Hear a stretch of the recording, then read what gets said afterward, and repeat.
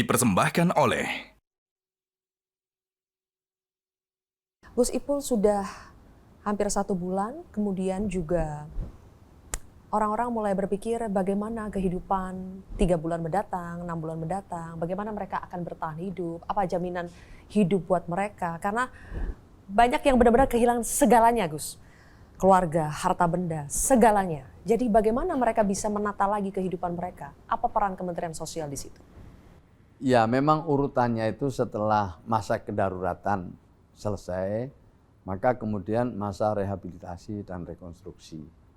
Ya, di antaranya tentu penyediaan rumah bagi yang membutuhkan karena hilang, karena diterjang banjir, atau juga karena rusak berat.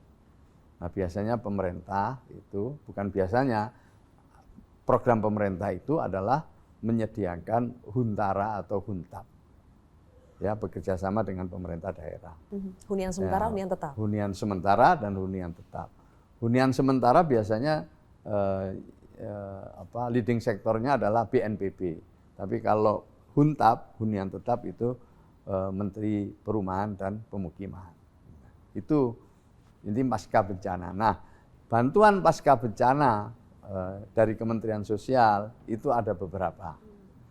Yang pertama adalah tali asih atau santunan untuk yang wafat. Ya, itu nilainya 15 juta rupiah. Itu memang sudah tertera, sudah direncanakan sebelumnya. Yang wafat, setiap yang wafat 15 juta dan diterima oleh ahli waris. Kita salurkan setelah ahli warisnya teridentifikasi. Bagi yang luka berat itu 5 juta rupiah. Ini adalah tali asih dari negara untuk korban bencana yang wafat dan luka-luka. Itu sifatnya sekali saja ya, Gus? Sekali saja itu. Kemudian yang kedua, bagi yang kehilangan rumah, ya, itu disediakan huntara atau huntap. Nah, ketika mereka masuk ke huntara atau huntap, hunian tetap, itu ada bantuan ya, sebesar 3 juta rupiah untuk membeli perabotan rumah. Alat-alat dapur, meja, kursi, mungkin yang paling dibutuhkan di huntara atau huntap itu per keluarga. Ini indeks tahun 2020. Jadi sebelum-sebelumnya memang ya sudah segitu. Bakal naik nggak, Gus, sekarang? Ya, ada kemungkinan. Kita lagi mengusulkan untuk supaya ada pembahasan lah soal indeks harga ini. Nah, setelah dapat perabotan, dapat yang namanya jaminan hidup selama 3 bulan. Indeksnya Rp10.000 per individu, per orang. Indeks itu maksudnya standar yang Ya, biasanya? standar harganya. Oke. Standar Itu harganya. dari tahun berapa itu yang Rp10.000? Sejak tahun 2015. Oh. Ada revisi tahun 2020, tapi tetap juga indeks harganya Rp10.000 per orang per hari. Kali 3 bulan. Jadi kalau misalnya keluarganya 5 ya kali 5, kalau 3 ya kali 3. Inilah yang kami usulkan kemarin di rapat terbatas, rapat dengan Pak Menko PMK, Pak Pratik. Bagaimana kalau 10.000 ini kita naikkan sesuai dengan standar harga hari ini. Nah, justru usulannya adalah dinaikkan. Dinaikkan. Jadi tidak 10.000 lagi. Tidak 10.000 lagi, lebih dari 10.000. Berapa usulannya, Gus? Ya, kami baru coba simulasi karena kami harus dengan Kementerian Keuangan, harus dengan Bappenas, gini kan. Ini menyangkut anggaran. Setelah itu kita nanti akan lapor ke Presiden. Kan ini perlu simulasi-simulasi. Iya. Idealnya berapa, Gus? Saya belum berani ngitung ya, nanti salah lagi nanti. Saya belum berani ngitung. Terus terang saya belum berani ngitung yang cocok hari ini itu berapa. Berarti kalau usulannya adalah naik, tidak 10.000 lagi, lebih dari 10.000, berarti kalau 10.000 sudah dianggap oleh Kementerian Sosial itu pasti tidak cukup untuk korban bencana di Sumatera. Iya, pastinya tidak cukup karena itu standar harga tahun 2015 gitu. Dan itu juga suara masyarakat itu, Dan Gus. suara masyarakat. Kalau kita dengar reaksinya ketika dengar 10.000 per hari per orang. Itu bukan usulan saya, itu adalah standar harga kita. Tahun 2015. Ya sekarang ini, Sampai sejak sekarang tahun masih 2015 ya? sampai sekarang ini. masih. Maka kami ini kita mengusulkan untuk dibahas kita tingkatkan sesuai dengan standar harga hari ini. Berapa kami belum berani nyebut. Nah setelah nanti hasil simulasi selesai dengan berbagai kementerian, baru kami nanti akan lapor kepada Presiden. Gitu loh. Kan urut-urutannya kan gitu, karena ini menyangkut anggaran gitu loh. Jadi setiap anggaran yang kita keluarkan itu harus dipertanggungjawabkan. Iya. Pernah ada pernyataan dari korban bencana Gus di Sumatera yang mengatakan bahwa pada hari-hari seperti ini uang itu rasanya tidak berharga. Karena mau belanja di mana uang itu, semuanya hancur. Jadi bagaimana menciptakan ekosistem, memulihkan ekosistem, karena ini harus terintegrasi ya Gus. Mereka pegang uang tapi kalau tidak tahu harus dibelanjakan atau bukan itu kebutuhan utamanya juga akhirnya tidak efektif.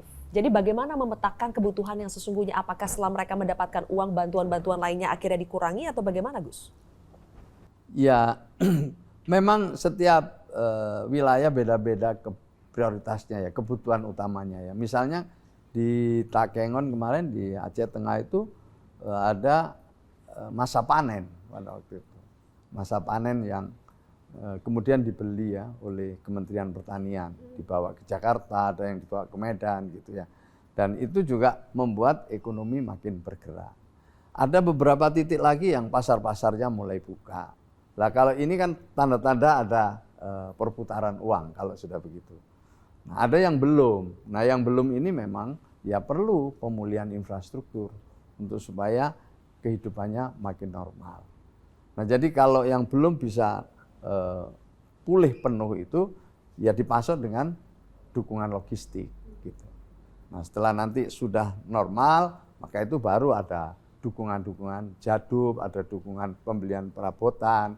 Nanti setelah itu ada lagi satu ya, program pemberdayaan untuk pemulihan ekonomi sebesar 5 juta rupiah per keluarga. Pemberdayaan untuk pemulihan ekonomi. Ya, misalnya kan untuk modal mereka ya, bikin usaha lagi ya, gitu rintisan ya. usaha baru atau mungkin hal-hal lain yang membuat mereka bisa pulih gitu secara ekonomi. Nah, bagaimana cara menyalurkannya tergantung hasil asesmen nanti bersama pemerintah daerah dan BNPB. Jadi semuanya ini ya ada tahap-tahapannya, kemudian ada identifikasi kebutuhan-kebutuhannya, baru kemudian disalurkan. Targetnya kapan itu Gus mulai disalurkan? Ya kalau memang mereka udah dapat huntara, udah mendapatkan huntap, ya kita masuk. Urutannya gitu. Begitu ya? Urutannya begitu. Berarti dulu harus menunggu dulu nih? Iya huntara, makanya sekarang. BNPB, PU harus menunggu mereka dulu ya? Iya mereka kan, kemarin kan Presiden itu kan datang ke mana Sumatera Barat, salah satu arahan Bapak Presiden kan supaya huntara atau huntap segera dibangun, paling enggak 1 bulan ke depan sudah bisa selesai. Oke, semua rincian tadi itu masuk dalam bansos adaptif. Terakhir, Gus Ipul. Masih ada lah. Terakhir, Gus Ipul. Jadi begini Gus Ipul, seringkali apa yang sudah dilakukan oleh pemerintah, negara akhirnya menjadi kurang terlihat karena misalnya ada pernyataan-pernyataan yang dianggap melukai hati masyarakat, pernyataan-pernyataan yang dianggap nirempati. Dan itu terjadi bukan hanya pada saat bencana Sumatera, tapi setahun belakangan itu ada beberapa statement-statement dari pejabat publik yang dianggap melukai hati masyarakat. Nah, Gus Ipul bagaimana memandang apakah ini sebuah fenomena atau sebuah bentuk kepanikan atau apa? Apa yang bisa disampaikan kepada masyarakat soal fenomena ini? Ya, saya kira pedoman kita adalah arahan Presiden. Ya. Arahan Presiden cukup jelas supaya kita ini bisa memberi pernyataan-pernyataan yang bisa diterima dengan baik oleh masyarakat. Itu dulu pedomannya. Kemudian yang kedua, kita tahu punya tantangan ya. Sekarang ada kemajuan teknologi, ada dunia medsos yang begitu luar biasa ya, membuat satu percepatan informasi yang ini bisa kadang baik, positif, tapi bisa kadang negatif. Jadi ini hal yang baru ya, yang dihadapi oleh kita semua. Dan kita perlu untuk mengetahui kondisi ini dengan baik. Jadi salah sedikit aja memang itu luar biasa implikasinya. Saya sudah beberapa kali merasakan itu.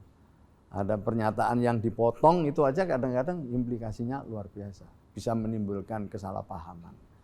Maka di samping kita memberikan literasi ya, kepada masyarakat, mengedukasi kepada masyarakat tentang pentingnya memilih dan memilah informasi yang benar, tapi kita juga yang diberi kepercayaan ini harus membangun satu empati ya, rasa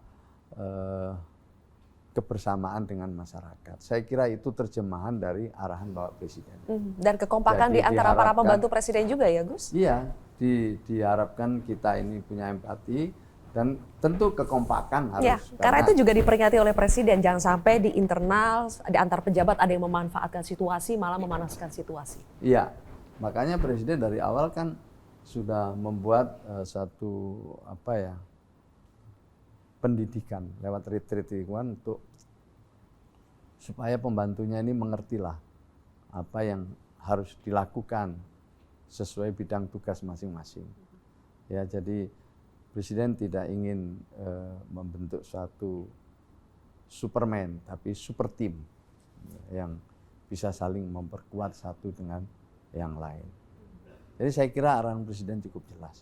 Tinggal kita ini pembantunya bisa mengeksekusi dengan baik di lapangan. Baik, semoga semua upaya yang dilakukan oleh negara, baik itu pemerintah maupun rakyat, kita sama-sama bergotong royong untuk memulihkan para korban, saudara-saudara kita di Sumatera, dan kita terus berusaha untuk bisa memberikan jaminan hidup yang layak buat mereka. Terima kasih Gus Ipul sudah menerima kontroversi Metro TV pada hari ini. Terima kasih.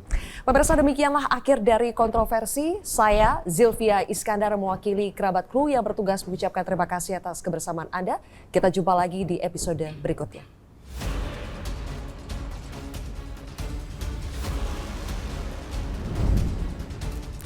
Saya juga mau mengucapkan terima kasih untuk Sarung Gajah Duduk yang telah menyediakan busana yang saya pakai hari ini. Sarung Gajah Duduk, legenda Nusantara yang ada tulisan Arabnya.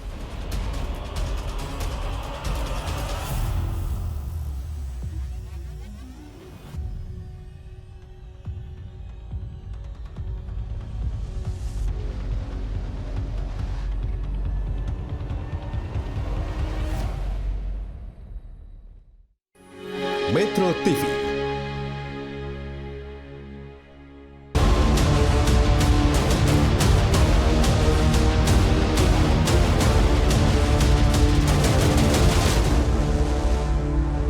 Dipersembahkan oleh Jelajahi cara baru mendapatkan informasi. Download Metro TV Extend sekarang.